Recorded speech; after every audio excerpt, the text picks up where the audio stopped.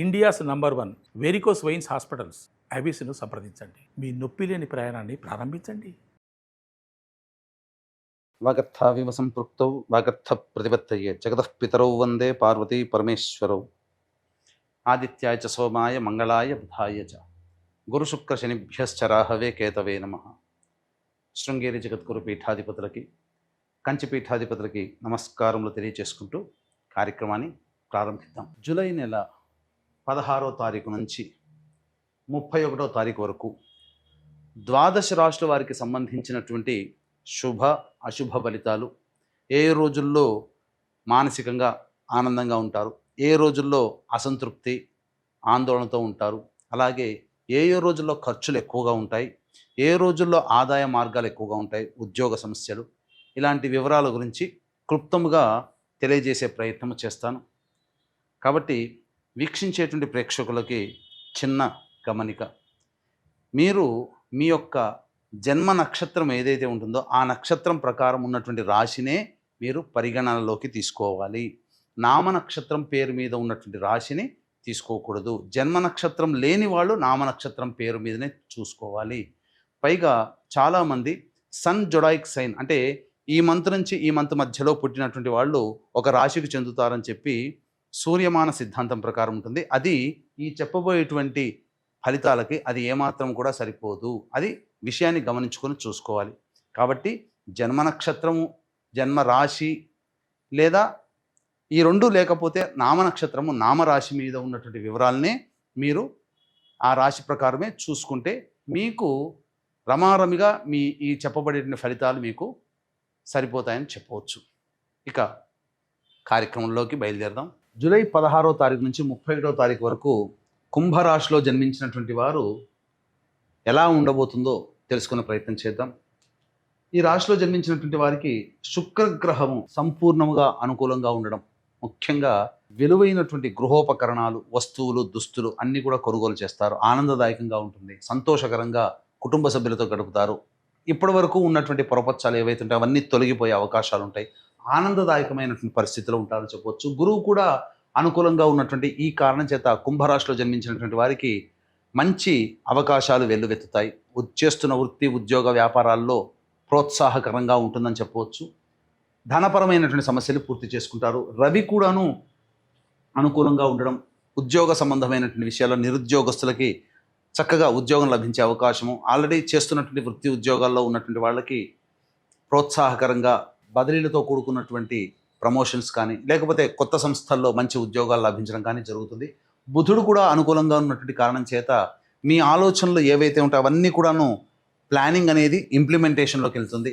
ప్రణాళికాబద్ధంగా మీరు ముందడుగు వేసే ప్రయత్నం మీకు అనుకూలంగా ఉంటుంది. తద్వారా మీ యొక్క ఆలోచనలకు తగ్గట్టుగా పరిస్థితులు కూడా మీకు అనుకూలించడం అన్ని విధాలుగా ఆనందదాయకంగా ఉంటుందని చెప్పవచ్చు.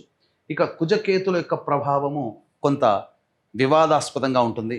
ఇతరులతో కొంత సఖ్యత లేని కారణం చేత మీరు కొన్ని ఇబ్బందికర పరిస్థితుల్లో సహాయ సహకారాలు ఇతరులు అందించలేకపోవడం వల్ల మీకు మీరే స్వయం కృషితో ముందడుగు వేయాల్సినటువంటి పరిస్థితి గోచరమవుతుంది. ఇక 29, 30, 31 ఈ 3 రోజుల్లో అష్టమ కుజదోష ప్రభావం కొంత ఇబ్బందికరంగా మారుతుందని చెప్పవచ్చు.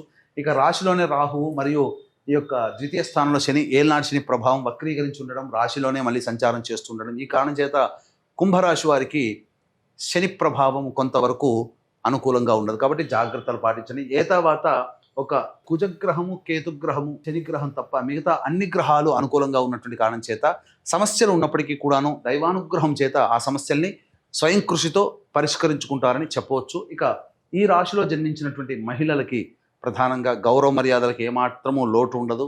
ఇప్పటి వరకు మిమ్మల్ని దూరం పెట్టినటువంటి వ్యక్తులే మిమ్మల్ని సాధారణంగా గౌరవంగా చూసుకుంటారు. కుటుంబ సభ్యులు ముఖ్యంగా మీకు విలువ ఇస్తారు, మీ మాటని పాటిస్తారు. అలాగే చేస్తున్నటువంటి వృత్తి, ఉద్యోగ, వ్యాపారాల్లో ఆనందదాయకంగా జీవితాన్ని గడుపుతారు. అన్ని విధాలుగా ధనపరమైనటువంటి సమస్యని పూర్తి చేసుకుంటారు. రావాల్సినటువంటి బాకీలు మహిళలకి ముఖ్యంగా వచ్చే అవకాశం ఉంటుంది. ఇక ఏ తర్వాత ఓవరాల్గా ఈ రాశిలో జన్మించినటువంటి వారికి సంతానపరమైనటువంటి సమస్యలు తీరుతాయి. చక్కటి శుభమైనటువంటి వార్త వింటారు. అలాగే విద్యార్థులకి మంచి స్థితిగతితో కూడుకున్నటువంటి జీవితం ఉంటుంది. కోరుకున్న చోట విద్యా సంస్థల్లో మీకు ప్రవేశం లభిస్తుంది. ఆనందదాయకంగా ఉంటుందని చెప్పవచ్చు. ఇక వివాహ సంబంధ విషయంలో నిశ్చయ తాంబూలాలు వెళ్ళే అవకాశం ఉంటుంది. కాబట్టి ఆనందదాయకంగా ఉంటుంది. మంచి సంబంధాలు కుదురుతాయని చెప్పవచ్చు. ఇక దైనందిన కార్యక్రమంలో 16 నుంచి 31 తారీఖు వరకు ఆదాయము, ఖర్చు, సుఖము, దుఃఖము ఎలా ఉంటాయో తెలుసుకునే ప్రయత్నం చేద్దాం. ఇక 16, 17 తారీఖుల్లో కనుక చూసుకున్నట్లయితే ఈ కుంభరాశిలో జన్మించినటువంటి వారికి మానసికమైనటువంటి ప్రశాంతత ఉండదు. ఏదో ఒక భయం వెంటాడుతుంది. కుటుంబ సభ్యులతో వాగ్వివాదాలు జరుగుతాయి. ఖర్చులు కూడా ఉంటాయని చెప్పవచ్చు. 18, 19, 20 తేదీల్లో ఆదాయం చాలా చక్కగా ఉంటుంది. ఖర్చుకు మించిన ఆదాయం లభించడం, సమస్యలని పరిష్కరించుకోగలుగుతారు. ఎదుటి వాళ్ళ సహాయ సహకారాలతో మీ పనులన్నీ పూర్తి అవుతాయి. కొత్త వ్యక్తులు పరిచయం అవుతారని చెప్పవచ్చు. ఇక 21, 22 తారీఖుల్లో వాహనాన్ని నడిపేటప్పుడు జాగ్రత్తలు పాటించాలి. వాహన మరమ్మతులు, గృహ మరమ్మతులకి ఎక్కువగా ఖర్చులు అవుతాయి. ప్రశాంతత లేని జీవితాన్ని గడుపుతారు. సంతోషం ఉండదు. అలాగే తల్లిగారి ఆరోగ్యం పట్ల శ్రద్ధ వహించాలి. ఇక 23, 24 తేదీల్లో కనుక చూసుకున్నట్లయితే ప్రధానంగా వృధా కాలయాపన జరుగుతుంది. అన్ని అవకాశాలు దగ్గర దాకా వచ్చి వెనక్కి వెళ్ళిపోతూ ఉంటుంటాయి. మీ ఆరోగ్యం పట్ల శ్రద్ధ వహించాల్సినటువంటిది. ఇండైజెషన్ ప్రాబ్లంతో ఇబ్బంది పడతారని చెప్పవచ్చు. ఇక వీక్షించేటువంటి ప్రేక్షకులు కూడా కాశీ విశ్వేశ్వరుని యొక్క ఆజ్ఞ మేర కాశీక్షేత్రంలో ఉండడం జరుగుతుంది. అమావాస్య, గురువారము, పునరుసు నక్షత్రం కలిసినటువంటి రోజున మీ పెద్దల యొక్క ఆత్మతృప్తి కోసం బ్రాహ్మణుని కర్తగా పెట్టి పిండ ప్రదాన కార్యక్రమం చేయించడం జరుగుతుంది. అయితే ఏ క్షేత్రంలో మీరు ఈ పిండ ప్రదానాలు చేసినా దేవతలు మీ పితృలోకానికి చేరవేస్తారు. కానీ కాశీ క్షేత్రంలో మాత్రం సాక్షాత్తు మీ పితృదేవతలు వచ్చి ఆ ఫలితాన్ని తీసుకొని వెళ్తారు. కాబట్టి ఇటువంటి అద్భుతమైన అవకాశాన్ని మిస్ చేసుకోకండి. అలాగే రాత్రిపూట నిశీ సమయంలో పుష్యమీ నక్షత్రము, గురువారము, అమావాస్య ఉన్నటువంటి ఈ రోజున జాతకరీత్యా ఉన్నటువంటి వివిధ దోషాలతో బాధపడుతున్నటువంటి, అనగా విద్య, వివాహ, ఉద్యోగ, దాంపత్య, అనారోగ్య సమస్యలతో బాధపడుతున్నటువంటి వారికి క్షేత్రపాలకురాలు అయినటువంటి వారాహి హోమము, క్షేత్రపాలకుడు అయినటువంటి కాలభైరవ హోమము మరియు ప్రత్యంగిర, బగళాముఖి, రాజశ్యామల, సుదర్శన హోమాలతో పాటుగా మేష, మిథున, కర్కాటక, సింహ, కన్య, వృశ్చిక, ధనస్సు, కుంభ, మీన రాశిలో జన్మించిన వారికి సర్వదోష నివారణ పూజల హోమాలు అనేటువంటివి చేయించడం జరుగుతుంది. గురువారం సాయంత్రంలోగా ఈ కార్యక్రమంలో నమోదు చేసుకోవచ్చు. 24వ తారీఖు సాయంత్రంలోగా. ఇక గమనించుకున్నట్లయితే 25, 26 తేదీల్లో మరియు 27, 28 ఈ తేదీల్లో ఖర్చులకి మించిన ఆదాయం లభించడం ద్వారా ఆనందంగా ఉంటారు. విందులు, వినోదాల్లో కుటుంబ సభ్యులతో పాల్గొంటారు. అన్ని విధాలుగా సంతోషంగా ఉంటుంది. మంచి శుభమైనటువంటి పరిస్థితులు కలుగుతాయని చెప్పవచ్చు. రాని బాకీలు కూడా వసూలవుతాయి. ఆనందదాయకంగా ఉంటారు. ఇక 29, 30, 31 తేదీల్లో మీ ఆరోగ్యం పట్ల శ్రద్ధ వహించాల్సినటువంటి పరిస్థితి. ఇతరులు మిమ్మల్ని మోసం చేశారు అనే భావన మిమ్మల్ని ఇబ్బందిగా ఉంటుంది.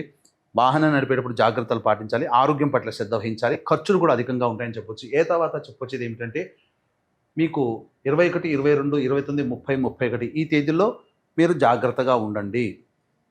ఇక ఈ యొక్క జాతకరీత్యా ఉండేటువంటి సమస్యల పరిష్కారం కోసం ప్రతిరోజు కూడా నవగ్రహ స్తోత్ర పారాయణం రోజుకి 3 సార్లు పఠించండి. చాలు, మీ సమస్యలన్నీ పరిష్కారం అవుతాయి. ఇప్పుడు చెప్పినటువంటి సమస్యల కంటే ఇంకా విభిన్నంగా సమస్యలు మీరు ఎదుర్కొంటున్నట్లయితే దగ్గరలోని మంచి ఉపాసనాపరులైనటువంటి జ్యోతిష్యుని సంప్రదించి వారి సలహాలు, సూచనలు పాటించండి. అలాగే కాశీక్షేత్రంలో 24వ తారీఖు అమావాస్య రోజున జరుగుతున్నటువంటి పిండ ప్రదాన కార్యక్రమం మీ జాతకరీత్యా కలుగు సర్వదోష నివారణ పూజల హోమాల్లో అవకాశం ఉంటే పాల్గొనే ప్రయత్నం చేయండి. సర్వం శ్రీ ఉమామహేశ్వర పరబ్రహ్మార్పణమస్తు.